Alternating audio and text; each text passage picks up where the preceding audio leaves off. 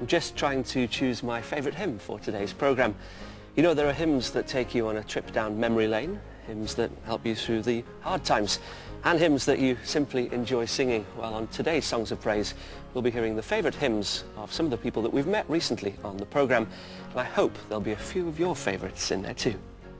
I started to sing a hymn, Majesty. 30,000 people singing and really singing it, right? And my hair standing in, and it still does that for me. When it comes to the chorus, there's a chance for the congregation to sort of respond back to God.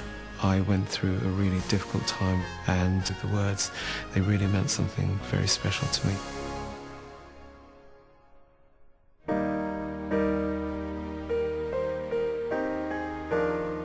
Since the earliest times, Christians have sung psalms and hymns, both privately and as part of collective worship. According to Matthew's Gospel, after the Last Supper, Jesus and his disciples sang a hymn before going to the Mount of Olives and onto the Garden of Gethsemane, where he was betrayed by Judas.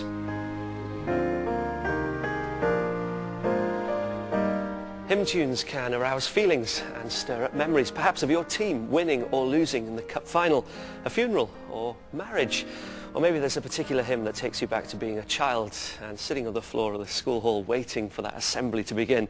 Well, there's one hymn that takes me back to being a chorister at Bangor Cathedral, where I used to stand in choir stalls very similar to these ones. The hymn is the one we start with today, Dear Lord and Father of Mankind.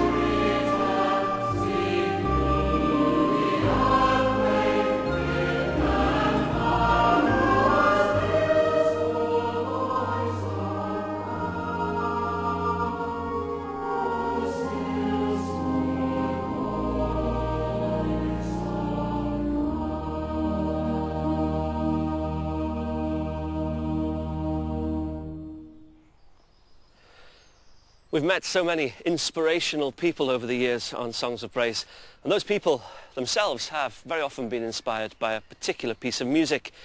David Pott has been on some incredible journeys as part of the Lifeline Expedition. He's walked for hundreds of miles, often in yokes and chains, to say sorry for the atrocities of the slave trade and to seek reconciliation.